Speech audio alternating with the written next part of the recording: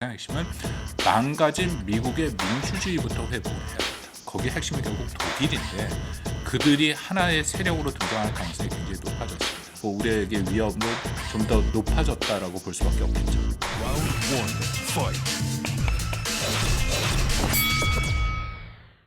안녕하세요. 박종훈의 경제한방입니다. 급변하는 국제 정세 속에서 과연 바이든 대통령이 어떻게 대응을 하고 있는 것인지 좀 살펴보기 위해서 박원권 이화여자대학교 교수님 모셨습니다. 안녕하세요. 네, 안녕하세요.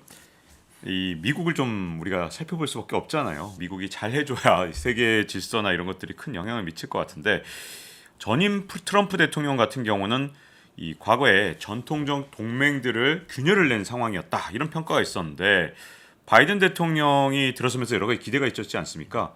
이 트럼프 대통령하고 비교를 해본다면 어떤 점이 달라졌을까요? 트럼프 대통령이라는 인물은 사실상 미국의 역사에서 굉장히 독특한 위치를 차지하고 있는 인물은 분명하죠. 그렇기 때문에 트럼프 대통령을 어떻게 표현하면 좋을까에 대한 고민을 많이 했는데요. 영어를 써서 죄송합니다만 이게 좀 표현이 영어 말고는 딱히 떠오르는 표현이 없어서 unconventional하다라는 표현이 있죠. 보통에서 많이 그 틀은 그러니까 약간 굉장히 독특한 특이한 약간은 제가 중립적인 표현을 썼는데요. 사실 그거보다는 부정적인 평가의 그 단어들이 훨씬 많죠. 트럼프 대통령은 기존의 미국이 계속 유지해왔던 질서를 사실상 굉장히 다 처음부터 부인을 하고 지금까지 온 그런 인물이지 않습니까?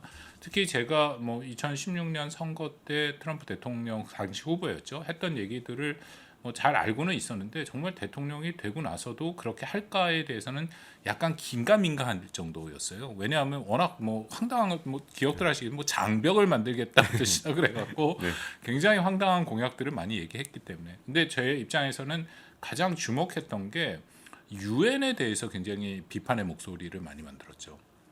유엔이라는 게 1945년에 당시 FDR, 그러니까 프랭클린 D 루즈벨트가 만들었던 것이고 그것을 통해서 세계 평화를 갖고 오고 번영을 국가하겠다라는 그런 체제 있지 않습니까? 네. 그러니까 하도 국가끼리 서로 간에 주권을 내세워 갖고 싸움을 하니까 세계 대전을 이뤄지니까 그 유엔이라는 틀 안을 통해서 개별 국가의 주권을 좀 제한하더라도 평화를 갖고 오겠다라는 것이 기본적인 생각이었고 그것을 주도한 게 미국이었고 그렇기 때문에 유엔 본부가 뉴욕에 있지 않습니까? 근데 트럼프 대통령은 유엔 존재 가치에 대해서 계속 부정적인 얘기를 했어요. 그래서 매년 9월 달이 되면 유엔 총회를 합니다. 거기에는 우리 문 대통령도 5번 다 갔었고 화상도 있었긴 합니다만 미국 대통령이 유엔 본부에서 연설을 하죠. 굉장히 주목도가 높은데 유엔의 9월 달 연설에 가서 유엔을 해체해라라는 얘기를 하더라고요. 그러니까 딱 유엔을 해체해라라고 표현을 하지는 않지만 이런 표현입니다. 앞으로 미국은 미국의 주권을 중심적으로 생각해서 미국의 국익을 우선적으로 추구를 하겠다. 네. 근데 그게 우리가 많이 말했던 이제 미국 우선주의, 아메리카 포스트를 얘기하면서 그러면서 거기서 멈추는 게 아니라 이게 바른 것이다, 이게 맞는 것이다, 이게 미덕이다. 그렇기 때문에 다른 국가들도 다 그렇게 해라. 근데 그렇게 얘기를 하면은 유엔이라는 게 말씀드린 것처럼 개별 국가의 주권을 좀 제한을 해서 평화를 갖고 와야 되는데 국가가 개별 국가의 자신들의 이익을 다 쫓아가고 미국이 거의 앞장서겠다는 얘기를. 정말 혼란한 국제 질서가 굉장히 혼란하죠. 네. 근데 그게 2017년 9월부터 자기가 퇴임할 때까지 매년 9월 4년 동안 내내 똑같은 얘기를 했다라는 거죠. 그러니까 굉장히 트럼프 대통령이 이거 말고도 굉장히 우리 입장에서는 말 그대로 언컨벤셔널한 행동을 많이 했는데 좀 조심스럽긴 합니다만 만약에 트럼프 대통령이 재선이 됐으면 어떻게 될 뻔했냐. 그러니까 바이든 대통령이 등장한 것은 트럼프 대통령이 4년 동안 흔들어놨던 질서를 그래도 회복하고 복원할 수 있는 기회다. 라는 게 첫 번째고요. 두 번째는 쇠퇴하는 과정을 바이든 대통령이 등장을 했기 때문에 일부 관리할 수 있는 기회가 다시 한번 미국한테 주어졌다라고 생각을 합니다. 이제 그 의미는 만약에 트럼프의 4년이 있었다면은 굉장히 다른 세상을 우리가 보게 됐겠죠. 근데 원래 트럼프 대통령 이어서 이제 바이든 대통령이 등장할 때 기대들이 정말 컸거든요. 이제는 동맹국하고 협력도 좀 할 거고 과거처럼 질서를 막 어지럽히는 그런 일은 없을 거기 때문에 좀 더 나은 질서가 나타날 줄 알았는데 겪어보니까 이게 큰 차이가 없네 이렇게 피부로는 그렇게 생각하시는 분들도 생기기 시작했거든요. 과연 바이든 대통령이 노력을 했는데 잘 안 된 건지 혹은 바이든 대통령이 어떻게 보면 미국의 이익에 맞는 곳에 선별적으로 관여해왔던 게 아니냐 또 이런 비판도 있기 때문에 이걸 어떻게 바라봐야 될지요? 제가 미국이 옛날의 미국이 아니죠. 1970년대까지만 하더라도 우리가 미국의 꿈, 그러니까 영어로 아메리칸 드림이라는 걸 많이 얘기하지 않습니까? 아메리칸 드림이라는 게 이런 거죠. 미국에 가면 시 외곽에 이른바 이제 서버브에 좋은 집들이 많지 않습니까? 미국 집들이 좋죠. 크고 넓고. 그래서 자기 그 집 하나 있고 그리고 은퇴하면은 연금 받아서 뭐 가끔 1년에 한두 번 정도 원하면 해외여행도 가고 여행 갈 수 있고 그리고 아프면 병원 가서 치료받을 수 있고 또 자식들이 원하면 대학 교육할 수 있고 그런 게 우리가 흔히 말하는 중산층의 미국의 꿈, 아메리칸 드림이라는 건데 그게 사실 1970년대 이후부터 이 아메리칸 드림이라는 게 무너지기 시작했다라는 거죠. 근데 70년대까지만 해도 미국이 산업에 기반이 있었지 않습니까? 철강, 자동차. 그러니까 우리가 흔히 말하는 미국 내에서 그 쇠락한 공업 지역이라고 불리는 뭐 디트로이트를 비롯해서 그 지역에 있는 그런 미국의 제조업들이 무너지기 시작했지 않습니까? 그러면서 동시에 중산층이 무너지기 시작을 했다. 그러니까 백인들, 그 고졸 이하 백. 그런데도 미국은 지금 보면 세계 최강대국 제일 잘 사는 국가예요. 그렇죠. 뭐 1인당 국민소득이 우리 2배지 않습니까? 네, 뭐 비교도 안 되죠. 뭐 다른 그리고 나라들하고. 미국에 보면은 일단은 서부의 실리콘밸리로 대표되는 정말 혁신 기업들 그리고 동부에 보면 월스트리트로 대변되는 이 금융을 끌어가는 세력 이 두 세력이 미국을 지금까지 계속 끌고 왔고 앞으로도 상당 기간 끌어갈 겁니다. 그러니까 미국은 잘 사는데 말씀드린 중부 지역의 쇠락한 공업 지역에 있는 고졸 이하 백인들은 자신들의 삶은 점점 어려워지는 거죠. 강팍해지고 못 사는 것이고. 네. 근데 결정적인 타격을 준 게 2008년 금융 위기죠. 네. 그래서 그나마 있었던 집들을 다 빼앗기기 시작했고 그리고 있었던 직장에서 다 쫓겨나고 그리고 여러 가지 그 펜션부터 연금부터 다 건드려지기 시작하는 그래서 그들의 삶이 굉장히 강팍해지고 그 계기에 딱 공교롭게 나타난 것이 이제 바로 트럼프라는 인물이거든요. 그래서 제가 트럼프를 표현할 때 이런 얘기를 합니다. 이게 미국의 트럼프냐 아니면 트럼프의 미국이냐. 네. 그러니까 트럼프가 나타나서 미국을 이상하게 만든 거냐 아니면 미국이 원래 그 방향으로 갔는데 공교롭게 트럼프라는 인물이 나타나서 그 방향으로 훨씬 더 빠르게 가속화했느냐. 저는 미국의 트럼프다라고 생각하고 이건 뭐 저만의 판단이 아니라 많은 연구자들이 동의를 하는 거죠. 네. 바로 그 길목에 서서 이렇게 좌절하고 분노에 차 있는 고졸 이하의 백인들을 상대로 2016 선거에서 얘기를 합니다. 트럼프가 야 이거는 누구 때문인 줄 알아? 이거는 불법 이민자 때문이야. 그리고 장벽 만들어야 돼. 이건 누구 때문인 줄 알아? 이거는 이 워싱턴에 있는 기득권층 때문에 그런 거야. 그 월스트리트에 그 많은 사람들의 그 기득권 때문에 너희가 살기 힘든 거야. 이건 누구 때문인지 알아? 한국 늘 이제 같이 얘기가 묶이는 그룹들이 있거든요. 한국, 일본, 독일, 나토가 독일, 그리고 사우디아라비아. 그러니까 주로 미군이 주둔하고 있는 그런 국가들 중에 잘 사는 국가들을 다 뭉쳐서 이들 국가가 우리가 가서 지켜주는데 제대로 거기에 대한 값도 안 내고 방위도 안 내기 때문에 그런 거야. 그리고 He is right, right? Who said that? Stand up. Stand up. He said it's crazy. It's true. It's true. It's crazy. 마지막으로 중국 때문이야. 그러니까 100% 이것은 사실상 남의 탓을 하는 거죠. 네. 그렇게 얘기한 게 먹혀 들어가서 그들의 울분이 생각보다 훨씬 더 강력하게 반영이 돼서 트럼프가 된 건데요. 네. 뭐 사실 미국의 그런 경제적인 구조적인 문제는 지금 말한 그 요소들은 굉장히 제한된 거고 그렇죠. 다른 요소들 때문에 그런 근본적인 게 거지 정말 않습니까? 많죠. 그렇죠. 그럼에도 정치적으로 그걸 활용을 해서 트럼프라는 인물이 등장을 했습니다. 처음에 아직도 기억나요. 트럼프가 당선이 되자마자 이제 뭐 이 관련된 연구자들이 모여서 프로젝트를 하는데 그 프로젝트 제목이 트럼피즘이라고 제목을 적더라고요. 그러니까 이즘이 붙으면 이게 일종의 이데올로기로 지속성이 있다는 의미지 않습니까? 근데 제가 사실 그걸 문제 제기를 했어요. 이게 트럼피즘으로 부를 만하냐? 왜냐하면 이것은 뭔가 한 번의 사건으로 굉장히 당황스러운 사건으로 남을 가능성이 있지 않느냐? 앞으로의 과정을 봐야 되지 않느냐 했는데 결론은 트럼피즘이죠. 네, 이제는 정말. 예, 미국의 그런 이데올로기로 자리를 잡았다라는 것은 분명하고 이것이 또 우려되는 것은 언제든지 다시 나타날 수도 있다라는 것이겠죠. 네. 근데 이렇게 트럼프 대통령에서는 뭐 노골적으로 자국 우선주의로 나가니까 뭐 그러려니 했는데 바이든 대통령이 등장하면서 이제 세계 각국에서 이제 좀 뭐 조화 타협도 좀 있고 순리를 좀 따르지 않겠느냐 했는데 그걸 좀 결정적으로 바꾸게 만든 계기가 아프간 철군 방식이 아니었냐 이런 생각이 좀 들거든요. 네.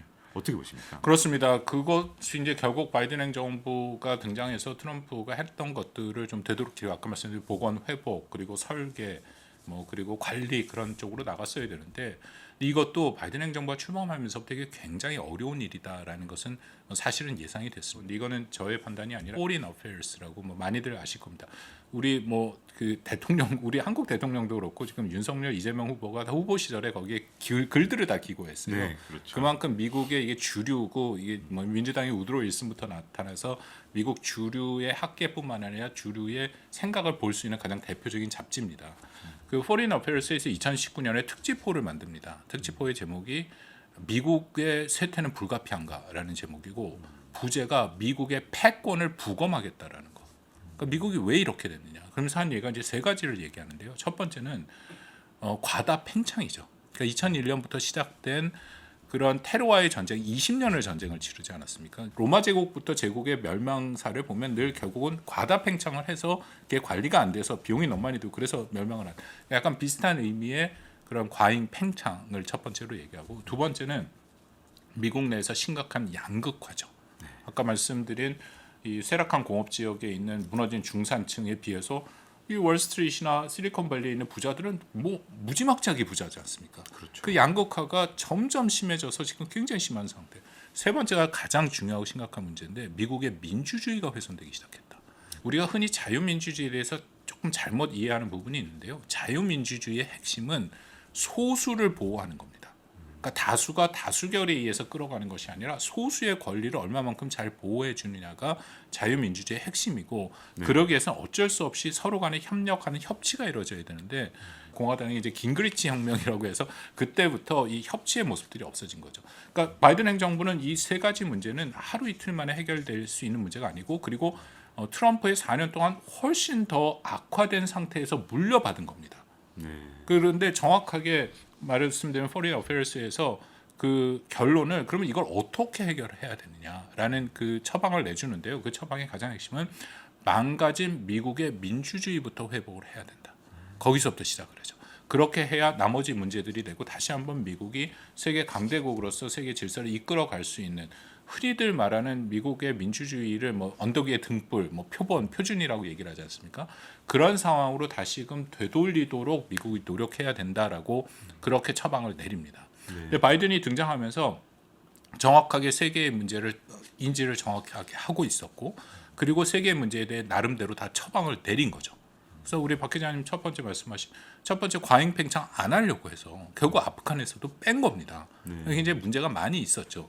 그 두 번째는 양극화의 문제를 어떻게든지 해결하려고 하고 있어서 뭐 굉장히 다양한 경제 정책을 하고 있고, 그리고 세 번째 민주주의 복원이 가장 어려운 문제죠. 그러니까 작년 1월 6일 날 많은 분들이 기억하시겠지만 미국 그 의사당에 난입을 하는 그거. 그러니까 미국이라는 국가가 갖고 있는 민주주의의 상징성을 생각해 볼 때는 굉장히 이건 있을 수 없는 일이 발생한, 그만큼 민주주의가 훼손된 거거든요. 그것도 지금 다시 회복하려고 하는데, 뭐 거듭 말씀드린다면 이게 하루 이틀 만에 되는 건 아니고, 그래서 바이든 행정부가 내세운 가장 핵심적인 정책이 뭐냐면은 중산층을 위한 대외 정책이라는 것을 얘기를 했어요. 민주주의 훼손부터 이 문제가 해결되기 위해서는 미국의 중산층이 복원이 돼야 된다.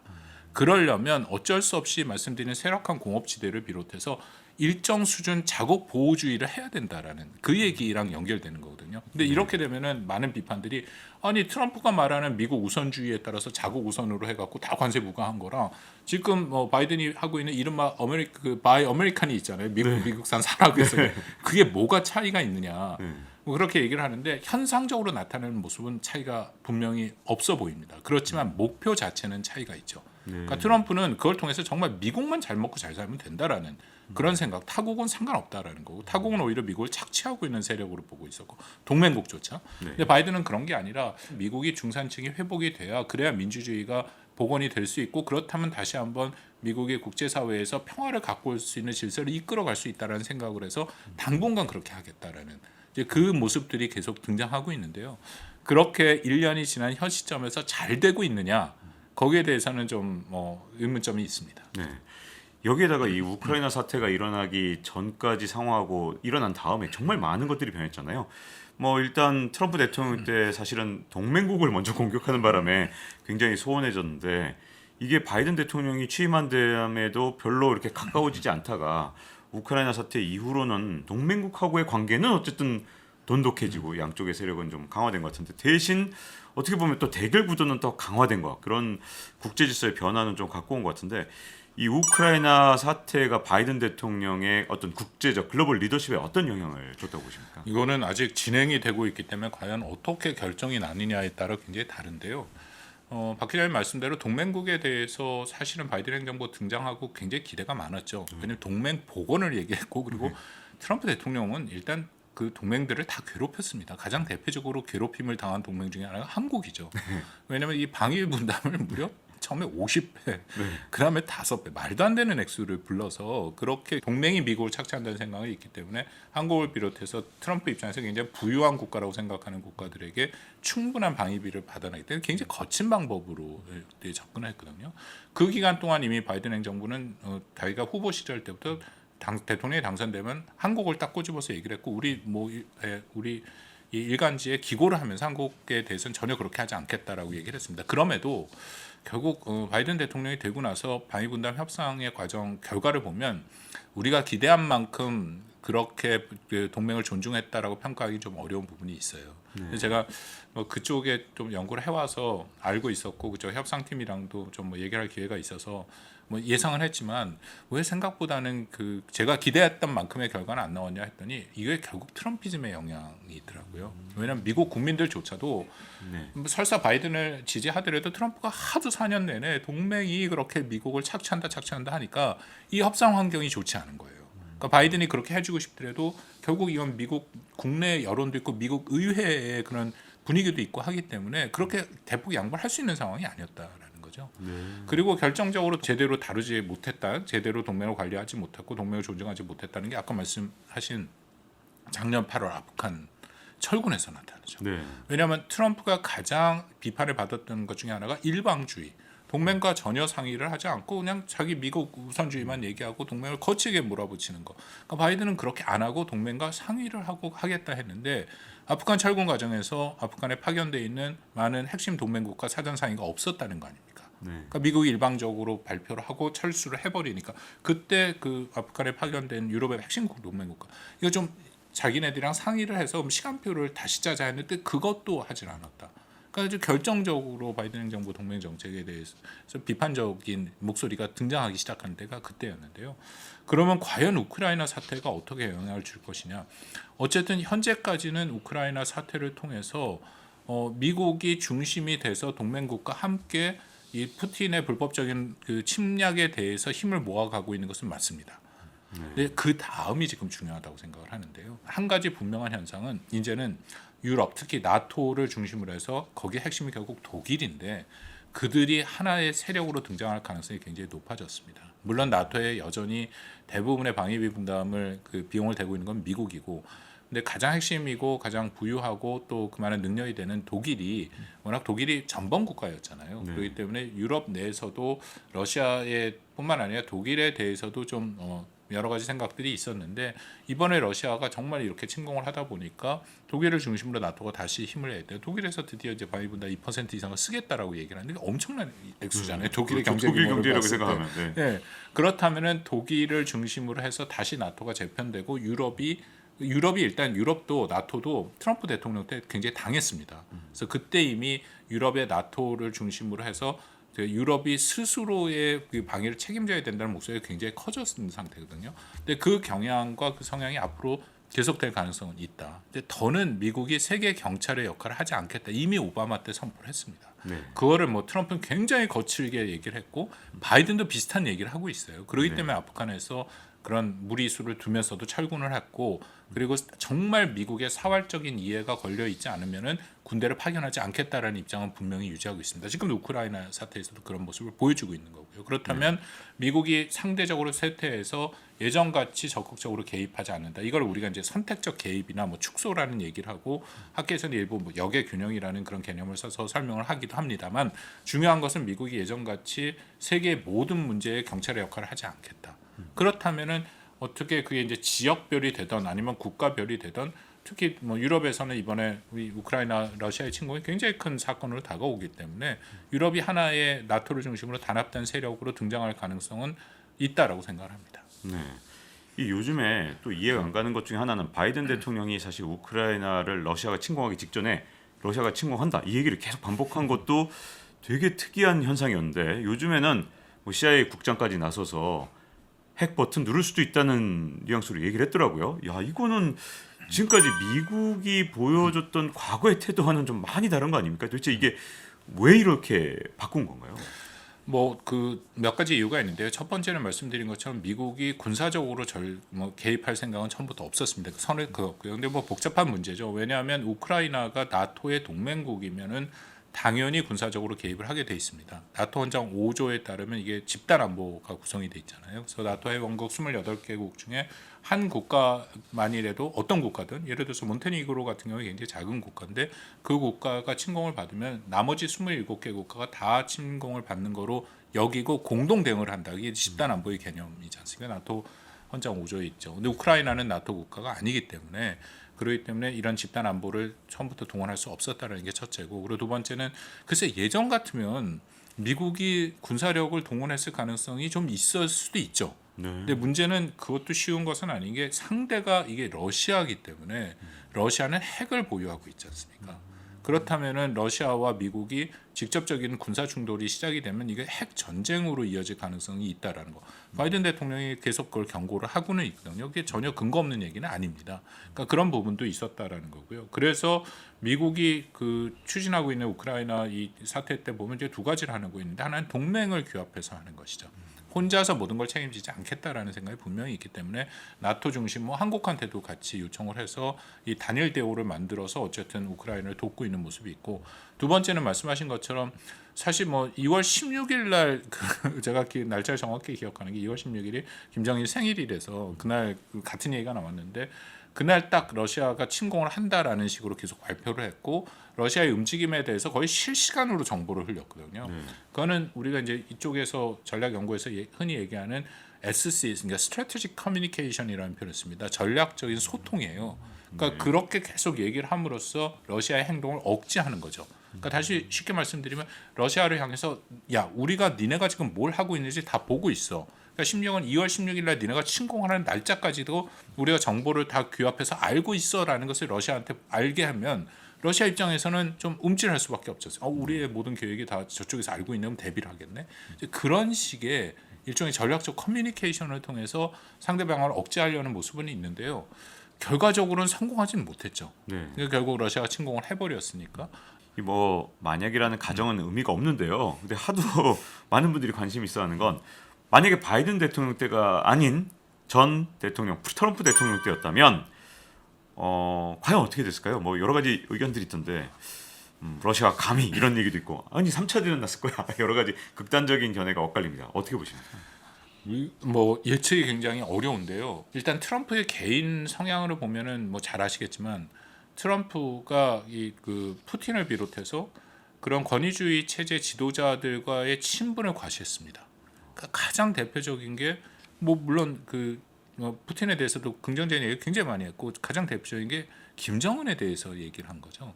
사랑에 빠졌다라는 얘기 기억들 하시는지. 그 전 세계를 다 충격에 빠뜨린 예, 영어로 fall in love 했다는 얘기가 나와버려 갖고 근데 어쨌든 뭐 트럼프 입장에서는 그 국가의 체제 또 그 지도자의 뭐 도덕성 그 권위주의 독재자 그런 거 상관없이 그냥 자신의 이해, 그것도 사실 국내 정치적인 이해만 맞으면 얼마든지 할 수 있다. 그렇기 때문에 사실 김정은도 만난 거고 탈리반과도 협상을 한 거고 그러니까 미국의 전통적인 가치와 개념에 따라 보면 굉장히 거의 불가능한 일들을 한 거거든요. 그렇다면 트럼프였다면 어떻게 할 것이냐?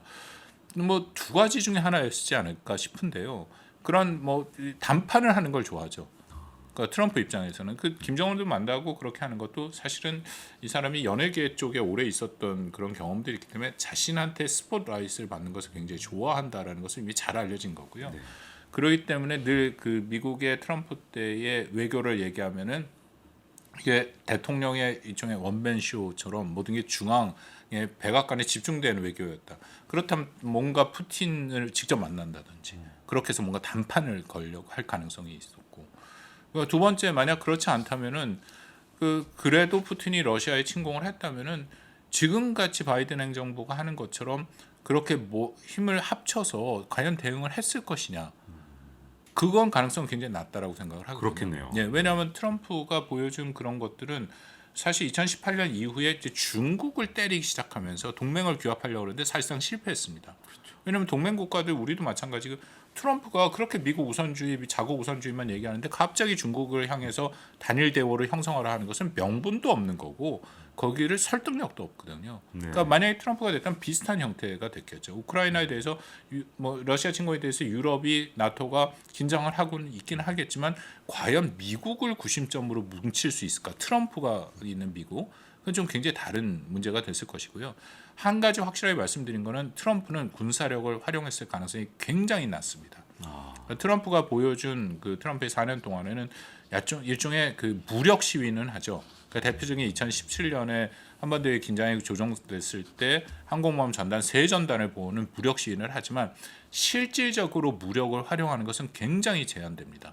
그러니까 시리아의 알 아사드에 대해서도 거기도 화학 무기를 쓰면은 미국이 군사적인 것을 옵션을 분명히 활용한다 하면서 강력한 미사일을 발사를 했죠. 근데 거기가 다죠. 네. 거기까지만 딱 하고 실질적으로 뭐 지상군을 파견한다든 그런 건 안 한다라는 거거든요.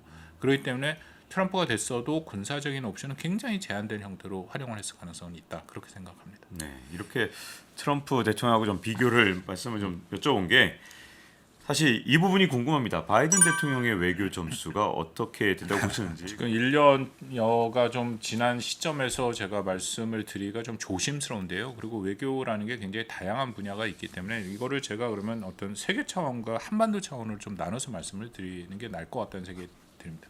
세계 차원에서는 바이든 행정부의 대외 정책이 그렇게 후한 점수를 받지는 못하고 있죠. 그러니까 미국 내에서 되는 논란을 제가 말씀을 드리면 미국에서도 이른바 이제 국제주의자가 있습니다. 그들은 미국이 아까 처음 말씀드린 것처럼 그 Foreign Affairs의 뭐 CFR 리차드 하스 같은 사람들이 이끄는 건데 미국이 다시 한번 세계에서 중심적인 역할을 하고 세계를 끌어가야 된다라고 주장하는 국제주의자들은 트럼프가 충분히 국제주의적이지 못하다라는 거죠. 관세 장벽을 여전히 유지하고 있고 그리고 오바마 행정부 때 했던 이제 CPTPP가 그 TPP잖아요. 그 환태평양 동반자 협정 같이 다자체제를 활용을 해서 끌어가는 거 그런 것도 열심히 하는 모습이 안 보이고 오히려 안 하겠다라고 얘기하고 이란과의 핵 합의도 원래는 복원하겠다 하는데 새로운 조건을 하면서 안 하고 있고 그러니까 그 이전에 오바마 행정부 때 했던 그 많은 국제주의적인 것 트럼프 행정부 때 훼손된 것을 복원할 거라고 생각했는데 그렇지 못했다라는 거로 인해서 사실 뭐 작년 9월 10월 달에 그 굉장히 바이든 행정부 등장을 지지했던 사람들조차도